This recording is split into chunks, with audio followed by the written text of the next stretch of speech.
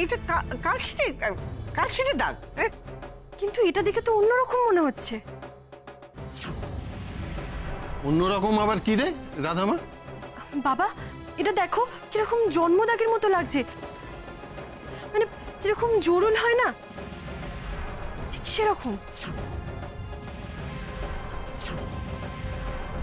জরুল না, শোভার হাতে তো কোনো জরুলের দাগ ছিল না। দেখি দেখি দেখি। রাধা, আজ আমাদের সমস্ত খোঁজ খবর নিতেই হবে। আমি গৌরবদাকে সব বলে দিয়েছি। গৌরবদা এয়ারলাইন্সের অফিসের বাইরে ওয়েট করবে আমাদের। হ্যাঁ গোমরামুখ, ওনাকে যত দেখছি তত যেন সন্দেহটা গাঢ় হচ্ছে। জরুলটা নিয়ে প্রশ্ন করতে উনি কিরকম দুরকম উত্তর দিলেন। প্রথমে বললেন যে এটা নাকি হঠাৎ করে উঠেছে, তার পরক্ষণে আবার বললেন যে স্কিন ইনফেকশন। তারপর আমরা কোথায় যাচ্ছি, কি সারপ্রাইজ, এসব নিয়ে বারবার প্রশ্ন করছিলেন, যেন উনি আমাদের বিশ্বাসই করতে পারছেন না। তারপর আপনার মনে আছে গোমরামুখ, সেদিনকে ঘড়িটা নিয়ে নিতে উনি কিরকম অস্থির হয়ে পড়েছিলেন? হ্যাঁ রাধা, সব মনে আছে। এই প্রত্যেকটা অড জিনিস আমার মাথায় ঘুরছে, যা আমি কিছুতেই আমার মমের সাথে মেলাতে পারছি না। সত্যি তাই, অবিকল মায়ের মতো দেখতে, কিন্তু আচার আচরণ মায়ের মতো নয়। কিভাবে যে এই রহস্যের উদ্ধার হবে আমি বুঝতে পারছি না। গণেশ দাদা, আজ যেন এয়ারলাইন্স অফিসে এই রহস্যের একটা কিনারা পাই। উনি আমাদের মা নাকি মা নন সেটা না জানা পর্যন্ত আমরা তো সম্পূর্ণ অন্ধকারে হাতড়ে যাচ্ছি। জানি না রাধা, আমি শুধু গণেশ দাদার কাছে প্রে করছি, যদি ইনি আমাদের মম না হয় তাহলে আমার মম যেখানেই আছে যেন সেফ থাকে, মমের যেন কোনো বিপদ না হয়।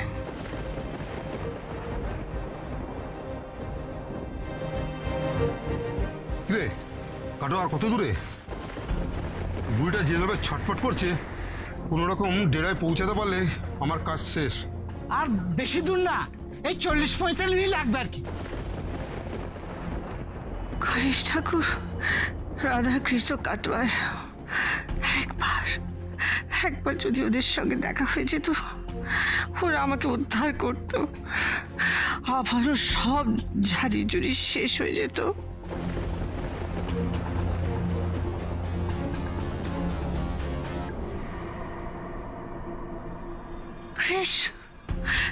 ক্রিশ গাড়িতে, আমি ঠিক দেখছি তো?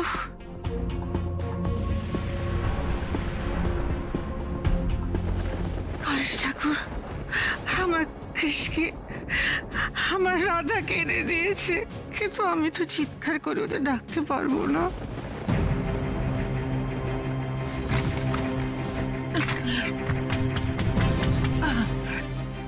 এই বুড়িটা কি করছে দেখতে পাচ্ছিস না?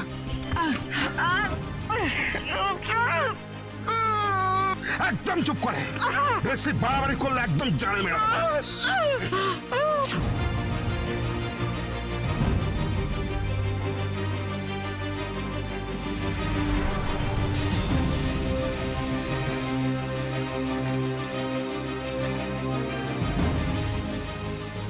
রাধা, কৃষ, আমি এখানে, আমাকে বাঁচাও, আমাকে বাঁচাও। রাধা আর কৃষ একটু বেরিয়েছে, বললো নাকি এদিক ওদিক একটু বেড়াতে যাবে, বাট আমার বিশ্বাস হচ্ছে না। আমার তো মনে হচ্ছে ওরা কলকাতার দিকে গেছে। কিসব বলছিল আমাকে সারপ্রাইজ না কি দেবে। কলকাতায় ওরা এখন কেন আসবে ম্যাডাম?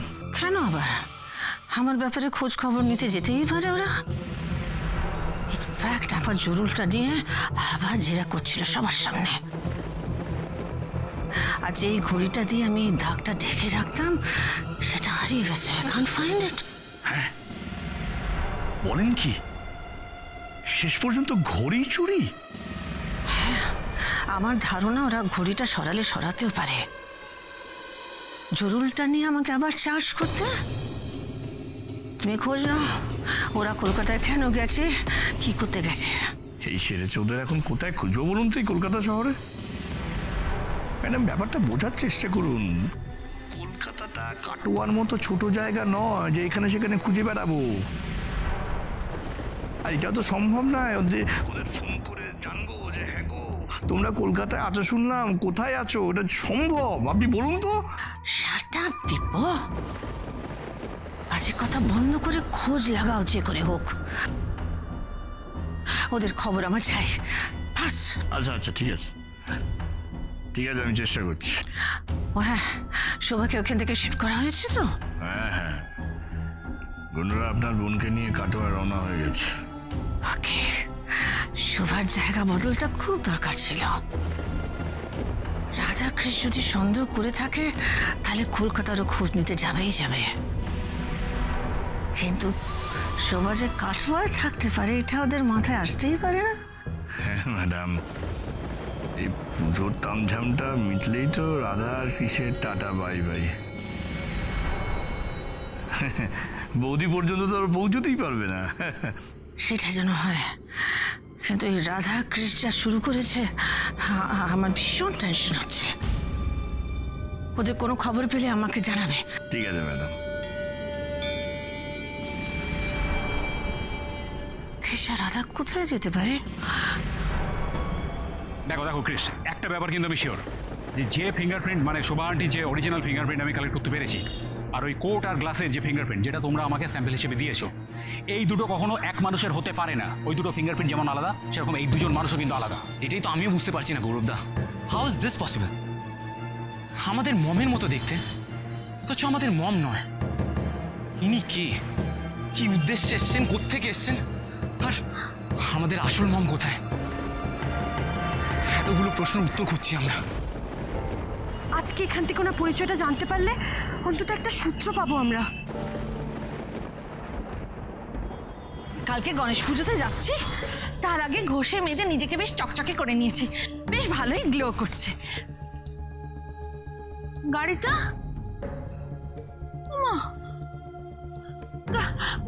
গাড়িটা কোথায় রাখলো? ওই করে ড্রাইভারকে বললাম এইখানেই গাড়িটা রেখো, এইখানেই রেখো, কোনো কথা শোনে না। এখন এই রোদ্দুরের মধ্যে ঘুরে ঘুরে মরি, পুরো পুড়ে যাবো তো। এখন ফোন করো, যত সব ঝামেলা, আর ভালো লাগে না। কোনো একটা কথা যদি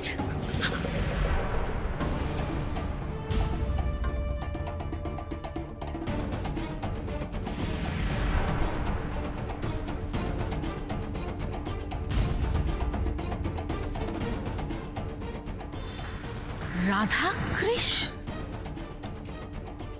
ওরা তো কাটোয়ায়, কাটোয়ায় থাকার কথা, এখানে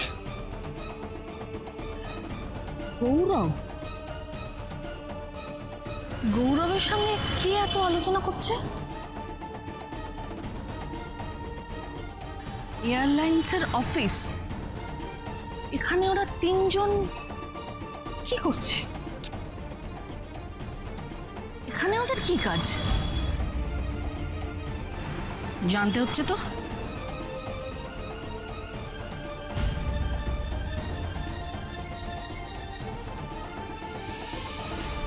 এনিওয়ে চলো ভেতরে যাই, দেখি ওরা কি বলে। এসো চলো চলো। ওরা কি কাটোয়াতে বলে কলকাতায় এসেছে নাকি লুকিয়ে?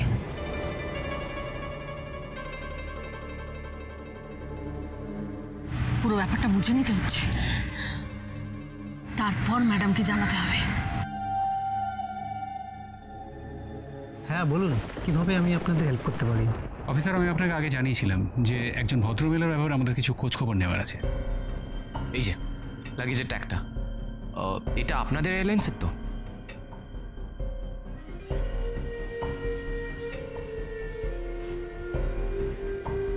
হ্যাঁ এটা আমাদেরই তো। বলছি গত 1 মাসের মধ্যে এরকম দেখতে কোনো মহিলা আপনাদের ফ্লাইটে কলকাতায় এসেছেন? দেখুন এইভাবে তো বলাটা মুশকিল, নাম ডিটেলস না জানা থাকলে বলবোটা কিভাবে আমি?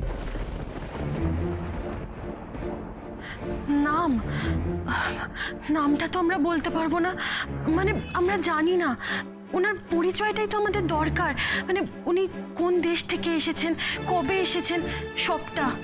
আপনি যদি একটু সাহায্য করেন তাহলে খুব ভালো হয়। আপনারা নামটা না বলতে পারলে একটা ছবির বেসিসে কি ডিটেলস বের করা যায়? প্রতিদিন এত এত লোক আমাদের এয়ারলাইন্সের ফ্লাইটে ট্রাভেল করছেন, তাছাড়া আপনারা এক্সাক্ট ডেটটাও বলতে পারছেন না। এভাবে কি করে বলবো বলুন? অ্যাকচুয়ালি অফিসার, আমরা একটা প্রবলেমে পড়ে আপনার কাছে এসেছি। আপনি যে ডিটেলসগুলোর কথা বলছেন না, মানে আমরা সেগুলোই খুঁজছি এক্স্যাক্টলি। সরি ইন্সপেক্টর, লিখিত অর্ডার ছাড়া আমরা কোনো প্যাসেঞ্জারের ডিটেলস দিতে পারি না। ওনারা আপনার সাথে যোগাযোগ করে এসেছেন বলেই যেটুকু বলার আমি বললাম। দেখুন অফিসার, আমরা জানি আপনাদের কিছু নিয়ম আছে, আর আমরা সেই নিয়ম ভেঙে আপনাদের কিছু করতেও অনুরোধ করছি না। তবে আমরা খুব নিরুপায় হয়ে আপনার কাছে ছুটে এসেছি। আসলে আমাদের মায়ের জীবন মরণের প্রশ্ন এটা। ওই মহিলার পরিচয় না জানতে পারলে বিরাট সর্বনাশ হয়ে যাবে অফিসার। একটা মানুষের প্রাণ বাঁচানোর জন্য আপনি যদি একটু সাহায্য করেন তাহলে আমরা আপনার কাছে খুব কৃতজ্ঞ থাকব। ওকে, আমি একবার চেষ্টা করে দেখতে পারি, তবে বুঝতেই পারছেন কাজটা সময় সাপেক্ষ। নাম ছাড়া একজনের ডিটেলস বের করাটা খুব টাফ। থ্যাংক ইউ অফিসার, আমরা কাল আবার আসবো। না, বললাম না একটু সময় লাগবে। আপনারা 7-10 দিন পর যোগাযোগ করুন। 7-10 দিন? এতগুলো দিন আমরা হাত গুটিয়ে কিভাবে বসে থাকবো অফিসার? রাধা, চলো আমরা বাইরে যাই, ওখানে গিয়ে কথা বলি। Thank you officer. Okay, thank you.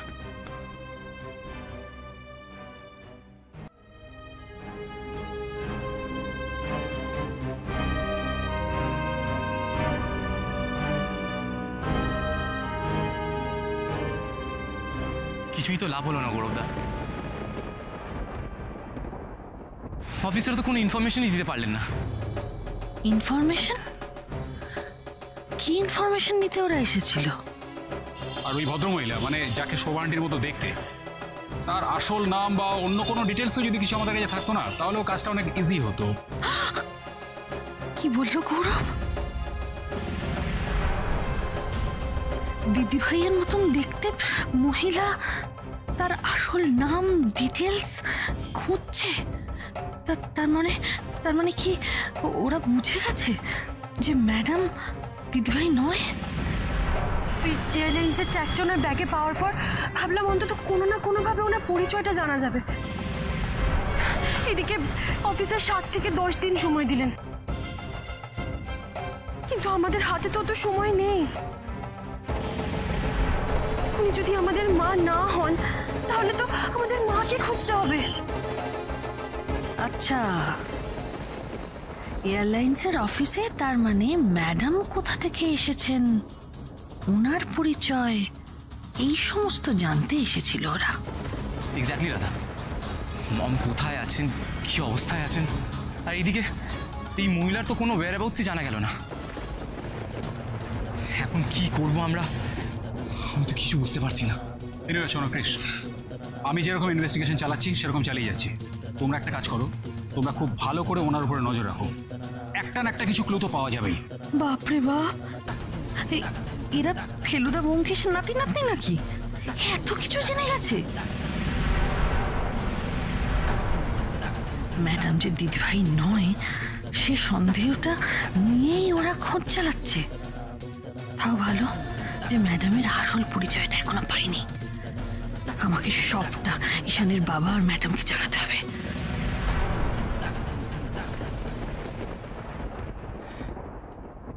কি আক্কেল দুজনের, হ্যাঁ? সে কখন গেছে, একটা ফোন করতে পারলো না। আমারও খুব চিন্তা হচ্ছে। কোন সাত সকালে বেরোলো দুজনে মিলে, এখন তো সন্ধে হয়ে গেল।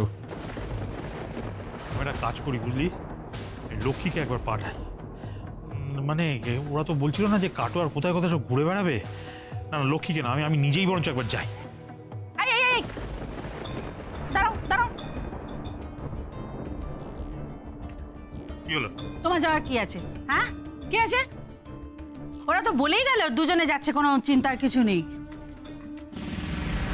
আর কৃষ বাবা বলে গেল না আমাদের জন্য প্রাইজ আনতে যাচ্ছে। আমার মনে হয় জামা কাপড় কেনাকাটা করে নিয়ে আসছে। জীবনে খাওয়া ঘোরা আর কেনাকাটা ছাড়া কিছু বোঝো? চুপ করে থাকো, যা বোঝো না তাই নিয়ে কথা বলো না। এমন ভাবখানা যেন সবসময় একেবারে মন্ডা মিঠাই খাইয়ে দিচ্ছে আর যা চাইছি তাই কিনে দিচ্ছে। আমার কেন যেন মনে হচ্ছে ওরা কলকাতার দিকে যায়নি তো। কলকাতা? সে কি? না না, হঠাৎ কলকাতায় যাবে কেন? না না, তাই তো তাই তো। আর কলকাতায় গেলে তো আমাদের না জানিয়ে যেত, না জানিয়ে যেত, তাই না? না না না না, আমি শিওর কলকাতায় যাইনি। ওখানে তো কোনো এখন কাজও নেই, এইখানে কাটোয়াতেই আছে। তবে সব থেকে মুশকিল হচ্ছে যে ফোনটা যে ধরছে না। রাধা কৃষ্ণকে আর তুমি কি চেনো শুভ? ওরা কোথায় যেতে পারে, কি করতে পারে সেটা আমি জানি। দিব্যকে বললাম ওদের খবর জোগাড় করতে, ওয়ার্থলেস, এখনো পারলো না। না, আমি একবার এগিয়ে দেখি বুঝলি শুভ। তার মধ্যে ওরা চলে এলে না আমার খবর দিবি। আর অপেক্ষা করা যাচ্ছে না। দাঁড়া দাঁড়া, আমি একবার আরো একবার ফোন করে দেখি।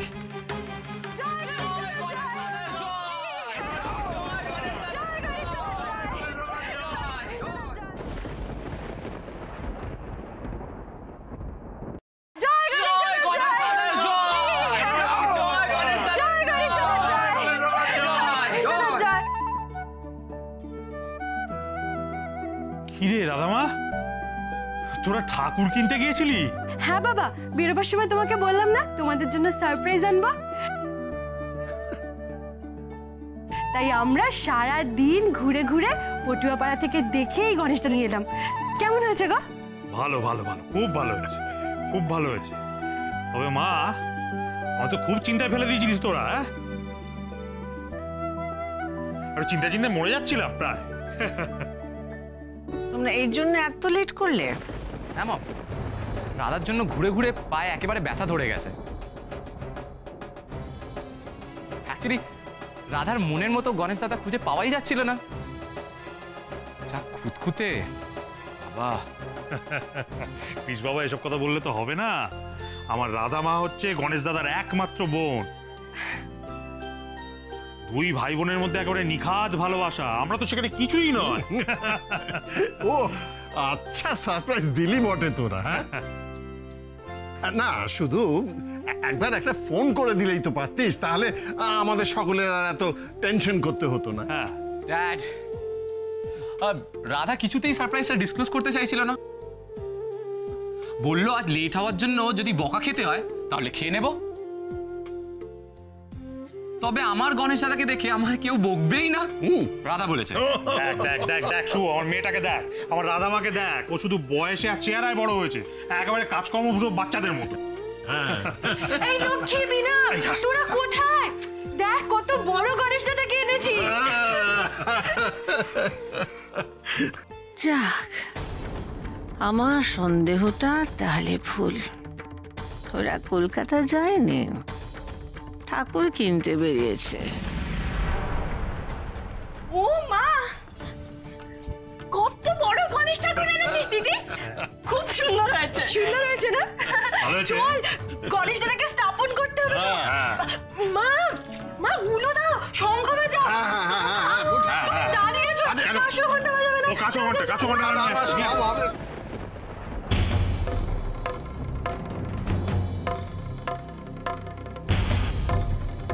গণেশ দাদা এসে গেছে। এবার অপরাধীর মুখোশ খুলে পড়বেই। দেখবেন গোমরা মুখ, মিথ্যের জাল ছিঁড়ে সত্যিটা এবার সামনে আসবেই।